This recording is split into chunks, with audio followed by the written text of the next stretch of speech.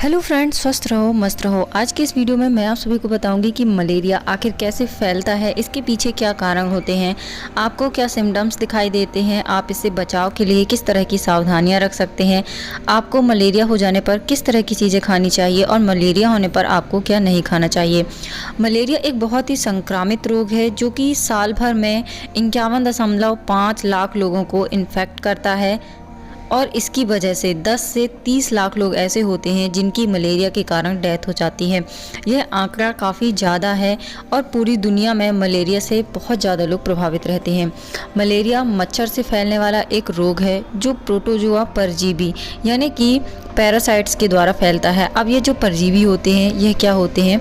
परजीवी दूसरों पर आश्रित रहने वाले इंसेक्ट होते हैं। अब ये जो प्रोटोजोआ है वह आपके शरीर में किस तरीके से एंटर करता है और आपके शरीर को कैसे इन्फेक्ट करता है।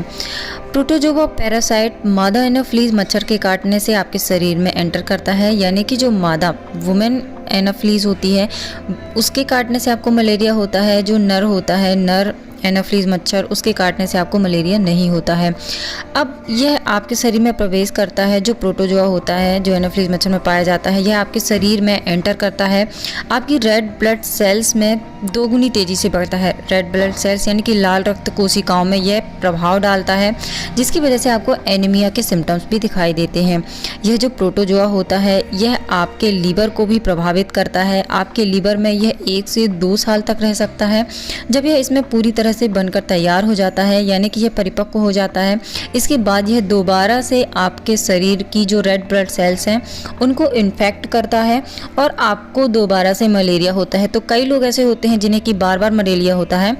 उनके मलेरिया होने का यह भी एक कारण होता है कि जब आपके लीवर में मलेरिया के जो पैरासाइट्स हैं वह रह जाते हैं और आपको अटैक करते हैं दोबारा से, तो आपको कई बार दोबारा मलेरिया भी हो जाता है। फ्रेंड्स, यदि ये वीडियो आप पहली बार देख रहे हैं तो नीचे दिए रेड कलर के सब्सक्राइब बटन पर क्लिक जरूर कीजिए, साथ ही आप बेल के आइकन को दबाइए ताकि जब भी मेरे चैनल पर नया वीडियो आए तो इसका नोटिफिकेशन सबसे पहले आपके पास पहुंचे।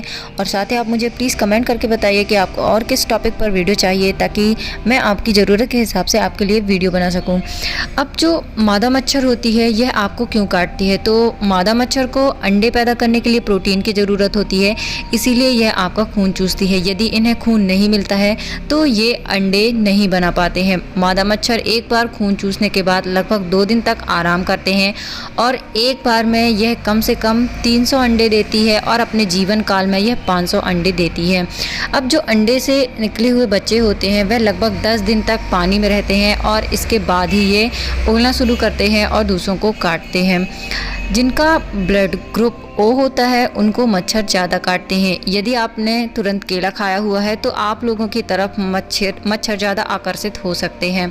तो ये कुछ अमेजिंग से फैक्ट थे मच्छरों के बारे में। अब जानते हैं कि मच्छर काटने के और क्या कारण हो सकते हैं। एक तो होता है कि यह आपको मच्छर काटने से होता है जो कि बहुत ही बेसिक सा कारण है। दूसरा होता है यदि आपको इन्फेक्टेड ब्लड आपको चढ़ा दिया जाता है शरीर में, आपको यदि कोई डोनेट करता है, उसको यदि मच्छर ने काटा हुआ है और उसको कभी मलेरिया हुआ तो पॉसिबिलिटी उस होती है कि आपको भी मलेरिया हो सकता है। दूसरा होता है कि कई बार इन्फेक्टेड इंजेक्शन की वजह से भी आपको मलेरिया हो सकता है। ऐसा क्यों होता है? ऐसा इसलिए होता है क्योंकि मलेरिया का जो पैरासाइट होता है वह रेड ब्लड सेल्स यानी कि लाल रक्त कोशिकाओं को प्रभावित करता है। इसलिए जो भी इन्फेक्टेड चीज़ें होती हैं, यदि आपने किसी और की ऐसे इन्फेक्टेड इंजेक्शन या फिर ब्लड चढ़ाए हुए है तो आपको भी यह जो मलेरिया है वह हो सकता है।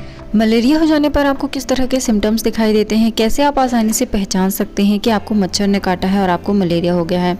मलेरिया के लक्षण संक्रमित मच्छरों के काटने के 7 दिनों के बाद विकसित होते हैं, यानी कि 7 दिन तक आपको सिम्टम्स नहीं दिखाई देते, लेकिन 7 दिन के बाद आपको थोड़ा थोड़ा सिम्टम्स दिखाई देने लगते हैं।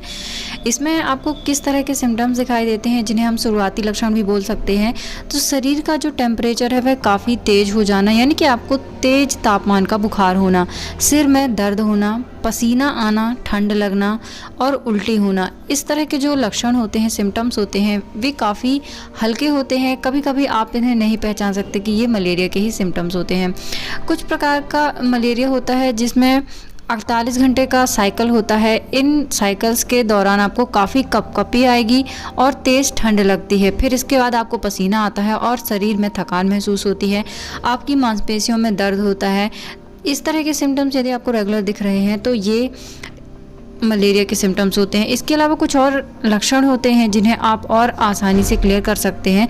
तो आपको दस्त लगने की प्रॉब्लम भी हो सकती है और आपको बहुत ज़्यादा वीकनेस महसूस होगी, आपके हाथ पैर में दर्द होगा, आपके बॉडी का टेम्परेचर तेज होगा, फिर सडनली कम हो जाएगा। तो इस तरह के सिम्टम्स भी मलेरिया के होते हैं। यदि आपको इस तरह के सिम्टम्स दिखाई दे रहे हैं तो इसके लिए आप अपना हेल्थ चेकअप जरूर कराइए। हेल्थ चेकअप में आपको क्या कराना होगा, तो आप एक बार अपना ब्लड टेस्ट जरूर करवाएं। ब्लड टेस्ट से आपको बहुत ही आसानी से पता चल जाएगा कि आपको मलेरिया है या फिर नहीं है। इसके बाद आप इसका उपचार कर सकते हैं। कई बार ऐसा होता है कि एक बार में आपको ये सिम्टम्स इसके जो हैं इसके कारण आपको नहीं पता चलता है कि मलेरिया हुआ है या फिर नहीं हुआ है, तो आप इसका टेस्ट एक बार दोबारा भी करवा सकते हैं यदि आपको इस तरह के सिम्टम्स दिखाई देते हैं। अब आप इसके उपचार के लिए क्या आयुर्वेदिक चीज़ें कर सकते हैं जिससे आपको इसे जल्दी से जल्दी ठीक करने में मदद मिले। तो सबसे पहली चीज़ इसके लिए आपको क्या यूज़ करनी है, तुलसी। तुलसी औषधीय गुणों से एक भरपूर पौधा होता है जो आपकी सेहत के लिए बेहद फायदेमंद होता है। मलेरिया के उपचार के लिए 10 ग्राम तुलसी के पत्ते और 7 से 8 मिर्च को पानी में पीसकर सुबह और शाम लेने से मलेरिया के बुखार में काफ़ी जल्दी राहत मिलती है। आप इसमें शहद भी मिला सकते हैं, यह मच्छरों को भगाने का भी काम करती है। तो ये सारे फायदे आपको इसका सेवन करने से मिलते हैं। अदरक आपको ज़रूर अपनी डाइट में शामिल करना है। इसके लिए आप क्या कर सकते हैं, थोड़ा सा अदरक लें, उसमें 2 से 3 चम्मच किशमिश डालकर पानी के साथ उबालें। जब तक पानी आधा ना रह जाए तब तक आप इसे उबालते रहें। ठंडा हो जाने पर आप इसे दिन में 2 बार लें। इससे मलेरिया का बुखार काफ़ी जल्दी ठीक होता है। नीम का पौधा बहुत ही फ़ायदेमंद होता है। यह मलेरिया रोधी के रूप में काफ़ी प्रसिद्ध है। यह वायरस रोधी भी होता है।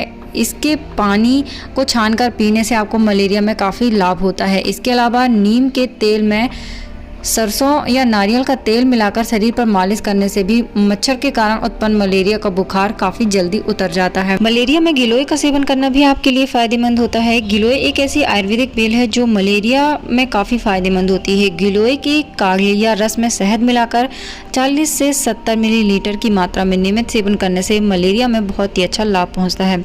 जिन लोगों को मलेरिया हो जाता है उन्हें अमरूद का सेवन जरूर करना चाहिए। खासकर इसके छिलके जो होते हैं इसमें विटामिन सी की मात्रा काफ़ी अच्छी होती है। इसलिए यदि आप मलेरिया में इसका सेवन कर रहे हैं तो इसके छिलके निकालकर आप इसे बिल्कुल ना खाएं। छिलके सहित खाने से आपको बहुत ही अच्छा लाभ पहुंचेगा।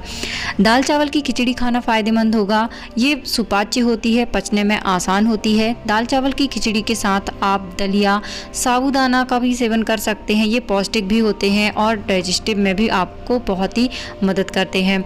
मलेरिया के जो रोगी होते हैं उनको सेब खिलाना चाहिए। सेब न सिर्फ आपके शरीर से कमजोरी दूर करता है बल्कि मलेरिया के इन्फेक्शन को दूर करने में भी आपकी सहायता करता है।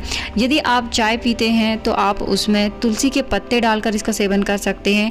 यह रोग प्रतिरोधक क्षमता को बढ़ाती है, साथ ही बैक्टीरियल इन्फेक्शन को ख़त्म करती है। मलेरिया हो जाने पर आपको क्या नहीं खाना चाहिए, क्या नहीं पीना चाहिए। सबसे पहली चीज़, आपको ठंडा पानी बिल्कुल भी नहीं पीना चाहिए। आप चाहें तो हल्का गुनगुना पानी पी सकते हैं। आप बिल्कुल ठंडा पानी ना पिएं। आप बिल्कुल ठंडे पानी से बिल्कुल ना नहाएं। आप चाहें तो 1-2 दिन स्किप कर सकते हैं यदि आपको बहुत ज़्यादा प्रॉब्लम हो रही है और आपको ठंडे पानी से तो बिल्कुल भी नहीं नहाना है। आपको मलेरिया हो जाने पर आम नहीं खाना चाहिए। अनार, लीची, अनानास, संतरा, इस तरह के फल आपको नहीं खाना चाहिए। ये मलेरिया में आपके लिए नुकसानदायक होते हैं। ठंडी तासीर वाले फल और ठंडी तासीर वाले जो खाद्य पदार्थ होते हैं उन्हें भी आपको नहीं खाना चाहिए। आप दही, शिकंजी, गाजर, मूली, इन सारी चीज़ों का भी सेवन नहीं करें। मिर्च मसाले और अम्ल रस से बनने वाले खाद्य पदार्थों का सेवन ना करें क्योंकि इसमें आपका लीवर भी काफ़ी कमज़ोर होता है। तो ऐसी चीज़ें जो बहुत देरी से पचती हैं, जल्दी से डाइजेस्ट नहीं होती हैं, इस तरह की चीज़ें भी आपको नहीं खानी चाहिए। ये सारी चीज़ें भी आपको नुकसान कर सकती हैं। यदि आपको मलेरिया हो जाता है, आप सही समय पर और सही तरीके से इसका इलाज नहीं करवाते हैं तो इससे आपके शरीर पर काफ़ी नुकसान पहुँचता है और और आपके शरीर में कई गंभीर समस्याएं होने का खतरा भी बढ़ जाता है, जिसमें सबसे पहला खतरा होता है गंभीर anaemia. Malaria red blood cells को नुकसान पहुंचाता है, जिसके कारण आपको गंभीर एनीमिया की समस्या हो सकती है। यह आपके बॉडी के पार्ट्स को डैमेज कर सकता है, यह आपके लिवर को असफल कर सकता है या आपका स्प्लीन खराब हो सकता है। कई बार यह स्थिति आपके लिए जानलेवा हो सकती है। इसके कारण आपको सांस लेने में परेशानी हो सकती है। यह आपके फेफड़ों में जो द्रव होता है उसमें इम्पैक्ट डालता है, जिसकी वजह से आपको सांस लेने में मुश्किल पड़ सकती है और आने वाले समय में भी आपको प्रॉब्लम हो सकती है। यह आपके ब्रेन को भी डैमेज करता है। जिसके जो परजीवी होते हैं वह रक्त से भरी हुई कोशिकाओं में मौजूद हो जाते हैं, जिसके थ्रू यह आपके ब्रेन में पहुंचते हैं और आपके ब्रेन को डैमेज करते हैं, जिसकी वजह से आपको कोमा होने का खतरा भी बढ़ जाता है। इसीलिए मलेरिया हो जाने पर आपको इसका इलाज सही समय पर और सही तरीके से करवाना चाहिए। यदि आप लंबे समय तक मलेरिया से ग्रसित रहते हैं तो आपका शरीर बहुत ही कमज़ोर हो जाता है, आपको डाइजेस्टिव प्रॉब्लम हो सकती है, लंबे समय तक खाना ना पचने की समस्या भी आपको देखनी पड़ सकती है। इसलिए मलेरिया होने पर आप सही समय पर और सही तरीके से इसका इलाज ज़रूर करवाएं। उम्मीद करती हूँ कि यह जानकारी आपको पसंद आई होगी। यदि यह जानकारी आपको पसंद आई है तो आप इस वीडियो को लाइक कीजिए। आपके एक लाइक से मुझे मिलती है इंस्पिरेशन आपके लिए बेहतर वीडियो बनाने की। साथ ही आप इस वीडियो को शेयर कीजिए ताकि और लोगों तक यह जानकारी पहुँचे।